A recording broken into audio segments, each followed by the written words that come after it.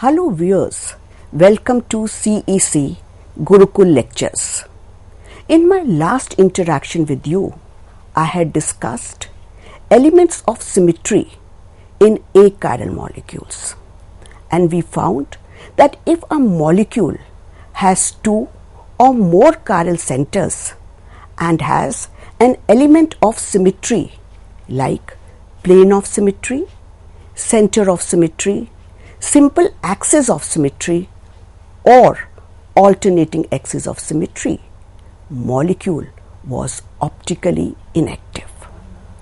Hence, for a molecule which is having two or more chiral centers in it, it should be dissymmetric to be optically active. We also discussed that certain molecules which have one chiral center, and if they have more than one chiral center, then they should be non-symmetric to be optically active. Let us start our discussion today by taking an example of lactic acid, which is having one chiral center in it, and from there then we will proceed on to discuss molecules having several chiral centers. As you can see on your screens, that lactic acid has a asymmetric carbon or a stereogenic carbon. That is, this carbon is stereogenic carbon.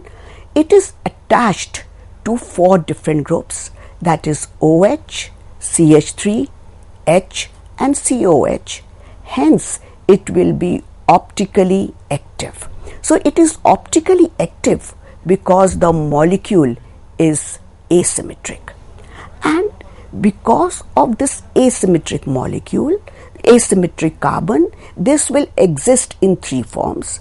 First, D-lactic acid, that is dextrorotatory and levorotatory.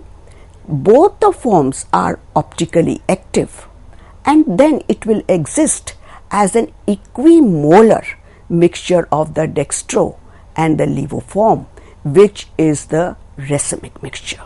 So if we look into the structures of these molecules, we find that and if we imagine that we put a mirror here, we find that these two structures are non-superimposable mirror images of each other. That is, if you will lift this molecule and place it over this, H and OH of both the molecules will not go inside. So these are non-superimposable mirror images of each other, and they have identical groups in it, and because they have identical groups in it, but the arrangement of atoms in molecule in space is different. As you can see, in one molecule, that is D-lactic acid, OH is on the right hand side, whereas in L-lactic acid the OH is on the left hand side.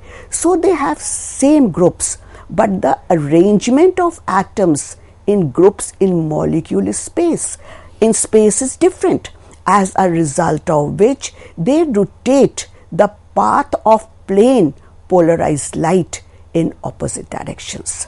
So we say that these isomers are optical isomers, and they exhibit the phenomena of optical isomerism.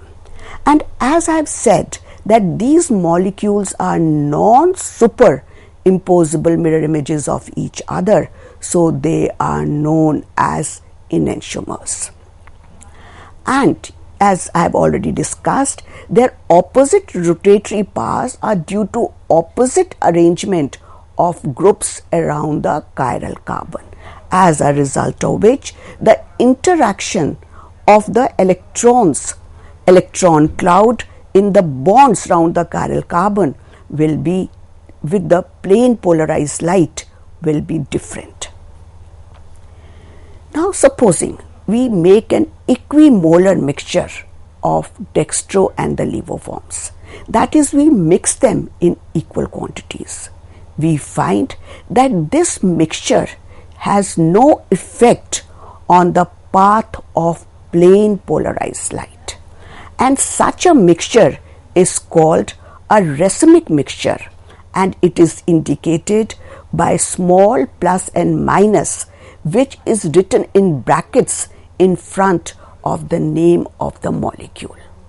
So what is a racemic mixture? Racemic mixture is a 50-50 mixture of D and L isomers and has zero optical rotation, as rotation due to one enantiomer is cancelled by the rotation due to the other enantiomer.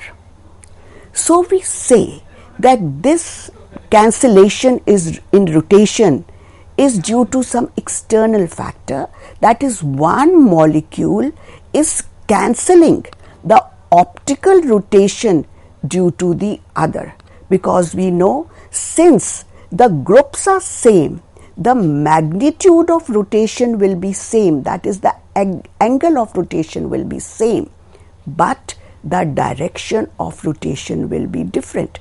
So if we take 50 grams of D-dextrorotatory molecule and 50 grams of the levo isomer and mix them, so each is having optical rotation of say 10 degrees, specific rotation, but the direction is opposite. One is in positive direction, that is the clockwise direction, and the other is in anti-clockwise direction. So plus 10 minus 10 will be 0, and we say that the molecule is racemic mixture.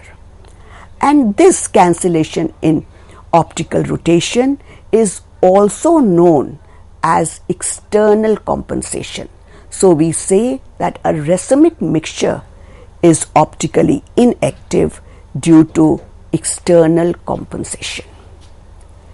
Now, since there are two different types of molecules we are taking into consideration, one are the optically active ones and one is the racemic mixture of these two enantiomers.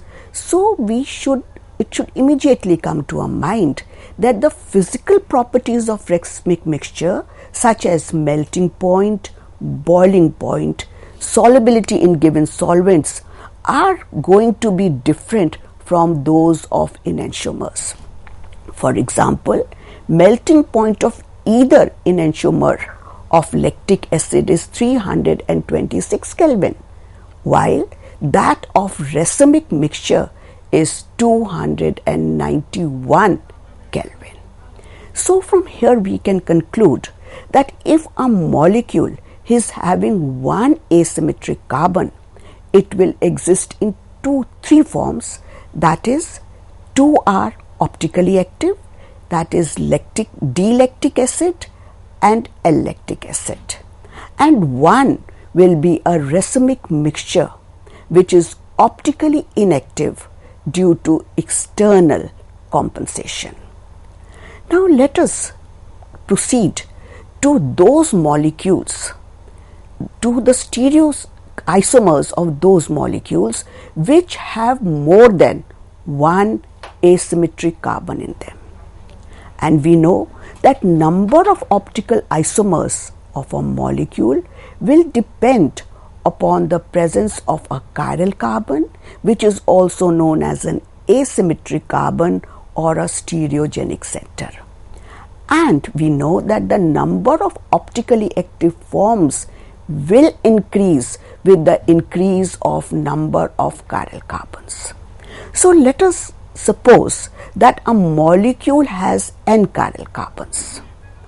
So as I said that the number of isomers will not depend on the number of chiral carbons in the molecule, it will depend on two situations. One, whether the molecule is non-symmetrical or the molecule is symmetrical.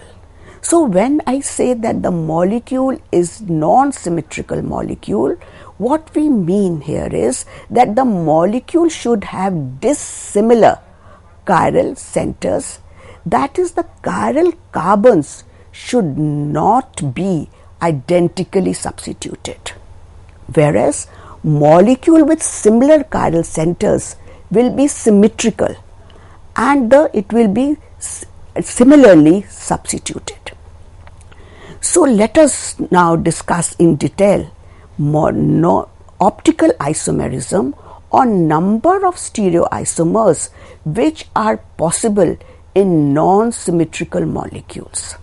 So when we talk of a non-symmetrical molecule, that means chiral carbons are not identically substituted. And if a molecule has two asymmetric carbons in it, then the number of optically active forms should be 2 to the power of n, where n is the number of chiral carbons. So let us now discuss this further in more details by taking an example of 2-bromo-3-hydroxy-butane dioic acid. So this molecule, as you can see on your screens, is attached to it has 4 carbons in it, and it has a OH. The first group is the COH group, the second is the CHOH, third is CHBr, and the fourth is COOH. So what I mean here is, when it would be better if I say that the first group is COH and the second carbon is a chiral carbon which is attached to 4 different groups, that is H, OH, COH, and this is the fourth group. Similarly, the third carbon again is a chiral carbon which is attached to 4 different groups here, H, Br, COH, and then we have this group. So that means now if we try to draw the stereoisomers of this molecule in Fischer projection forms, we will have 4 structures for it. That is 2 to the power of 2 is 4. So now let us discuss the Fischer's projection formulae for 2-bromo-3-hydroxy-butane dioic acid. So the first structure that we can draw for it is, that is in Fischer's projection formula, we write the longest carbon chain as the vertical chain with the highest oxidized end at the top. So since in this molecule, both the groups are carboxylic groups, so they are equally oxidized, so we can write the molecule in this, we've written the molecule in this form. So the vertical lines are representing the bonds which are going away from the observer, and horizontal lines are representing the bonds which are coming towards the observer. And this point of intersection here are the chiral carbons. Let us once again look in detail in this structure, and what we find that this carbon is not chiral since it is attached to 3 different groups, that is COOH, it is attached to this oxygen by a double bond, and then to this whole group.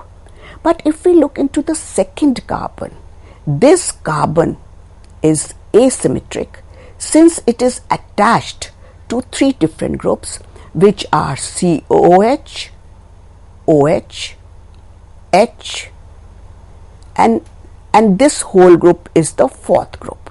So we say this carbon is asymmetric in nature.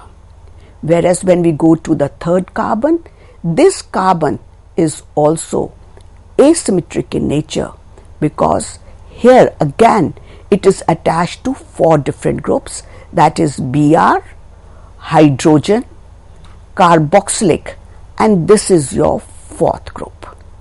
Now if we look into the molecule carefully, we find that this molecule is non-symmetrical. Why is it non-symmetrical? Because the 2 chiral carbon atoms here are joined to at least 1 different group.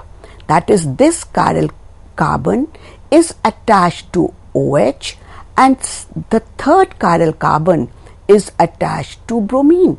So that means this molecule is non-symmetrical due to presence of hydroxyl group and bromo group in the molecule. Now we have 4 possibilities of writing this structure. The structure for 2-bromo-3-hydroxy-butane dioic acid. The first possibility is, why do we have 4 possibilities? Because we have calculated this number from 2 to the power of n. So n is 2 here, that is, as I have shown, that this molecule has 2 chiral carbons. So the 4 possible structures, stereoisomers for this molecule can be 4. So now the first possibility by which we've written the molecule is that we've written OH and Br on the same side, and the 2 hydrogens are again on the same side.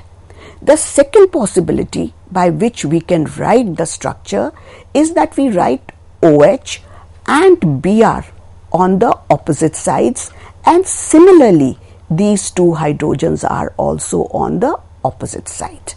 So now let us compare the structures. So we have one structure, this structure, in which OH and Br are on the same side, one stereoisomer. Now we place a mirror here, then we get a mirror image of it, because this carbon is attached to 4 groups, that is COH, OH, H and CHBrCOH. Similarly, this carbon is also attached to identical groups. So we say that these 2 chiral carbons are identically substituted. Similarly, this carbon is also identically substituted. But what we find that when we look in the mirror image of this stereoisomer, this stereoisomer is the mirror image of this. And now if we pick up this molecule and we put it over this molecule, we find that these 2 stereoisomers are non-superimposable on each other. So what is the relationship between these 2 stereoisomers? They are non-superimposable mirror images of each other. Hence, they are a pair of enantiomers. Now let us look into the third structure. In third structure, what we have, OH and Br are on the opposite side. Similarly, 2 hydrogens here are on the opposite side. Again, let us place a mirror here, and when we look into the image of this stereoisomer, we find that this is the mirror image, because here again the 2 chiral carbons are equally substituted, but the 2 groups, the orientation of groups in molecule in space is different. In one, the OH is on the right hand side, in the other the OH is on the right hand side. In one the OH is on the left hand side, in the other the OH is on the right hand side. Similarly, we find it here also. So these molecules are, again, if we try to lift this molecule, we place this molecule on this in the plane of the paper, and we find that these 2 are non-superimposable. Hence, these 2 are a pair of enantiomers. So that means when we have 2 to the power of, when we have 2 chiral carbons and the 2 chiral carbons are not identically substituted, then the total number of isomers would be 2 to the power of n, and all these isomers will be optically active. We will have one pair here, that is 1 and 2 are one pair of enantiomers, and 3 and 4 are the second pair of enantiomers. Now the question arises, okay, these stereoisomers are enantiomers since they are non-superimposable mirror images of each other. But what is the relationship between the first stereoisomer and the third and the first and the fourth, or we can say second and the third and second and the fourth? Are they going to be enantiomers? We will explore that possibility in a little while. So first let us discuss the properties of these enantiomers. Since in enantiomers the groups are same, the molecular formula is same. So what we find that enantiomers have identical physical properties. They only differ in the direction in which they will rotate the path of plane polarized light. That is, the magnitude of rotation will be same. It is only that the direction will be different. So if we take up an example of 2-methyl-1-butanols and compare their physical properties, what we find that when we are comparing the physical properties of the dextro molecule and the levo molecule, both have same specific rotation, that is 5.750, but the direction of rotation is different. That is, one is dextro-rotatory whereas other is levo-rotatory. Now if we look into the boiling point and refractive indexes of these molecules, we find that both the enantiomers have the same boiling point, which is 402 Kelvin, and both of them have the same refractive index, which is 1.41. That means they have identical physical properties. The only difference in them is that they will rotate the path of plane polarized light in opposite direction, where the magnitude of rotation of polarized light will be same. The second thing, as we've seen that these molecules have similar structural environment. So if we treat optically active molecules with optically inactive reagents, we find they will have same properties. Why will they have same properties? They will have same properties because the structural environment in two enantiomers is same, and thus the reactions of optically inactive reagents such as sulfuric acid, hydrobromic acid and acetic acid will occur at the same rate and will give us the same product.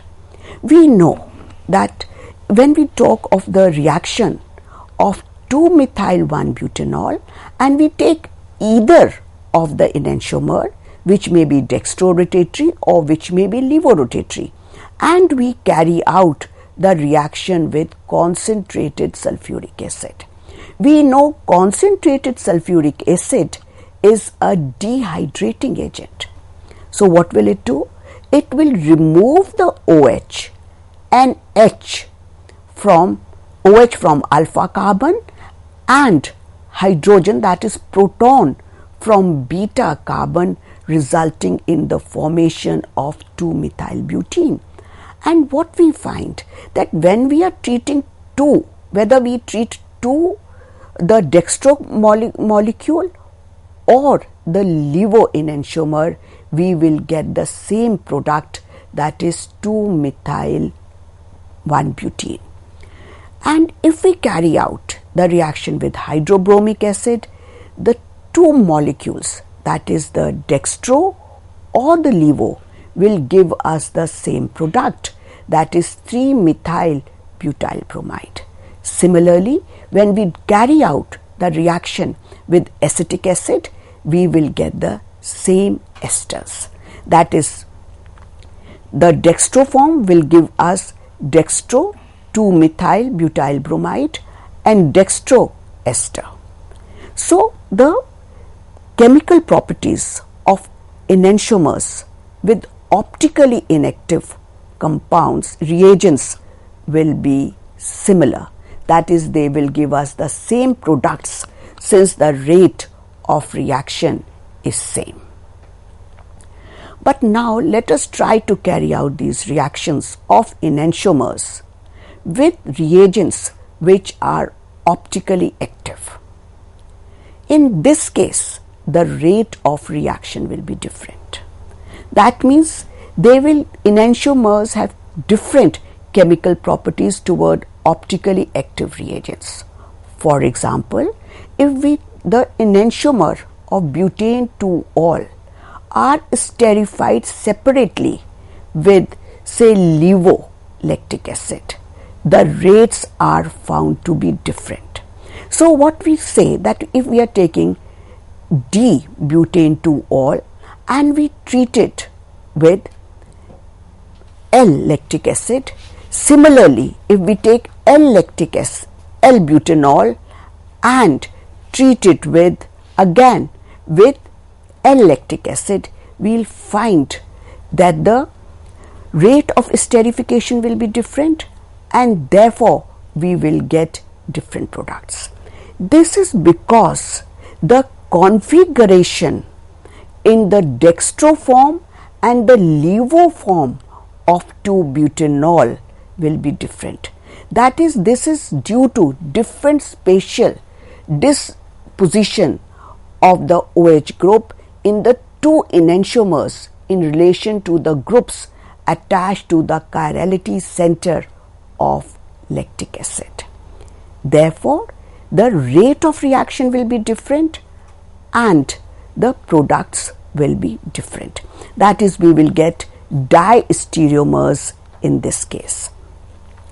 So, we've established till now that if a molecule is having two chiral carbons, it will have, and these carbon are not symmetrical chiral carbons, it will have 4 enantiomers. That means we will have 2 enantiomeric pairs.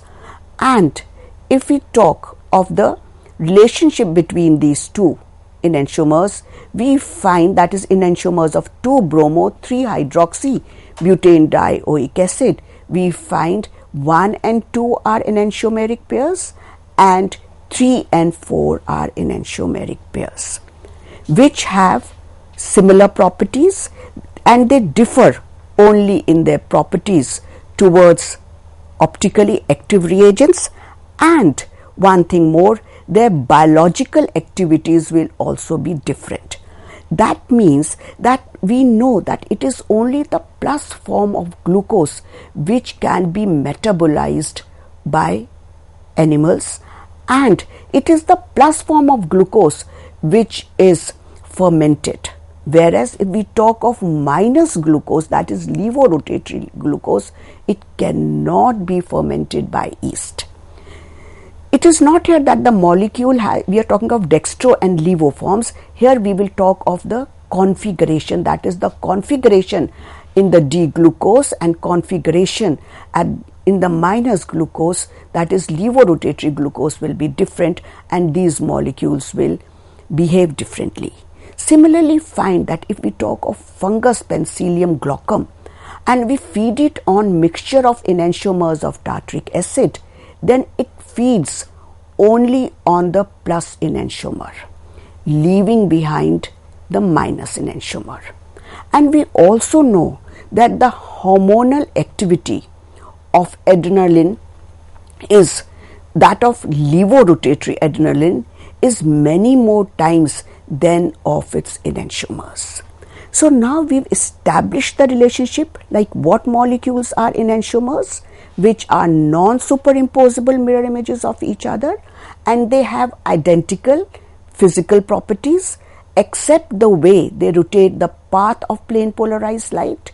They behave similarly with optically inactive reagents, but their reactions with optically active reagents are different, and enantiomers have different biological activities.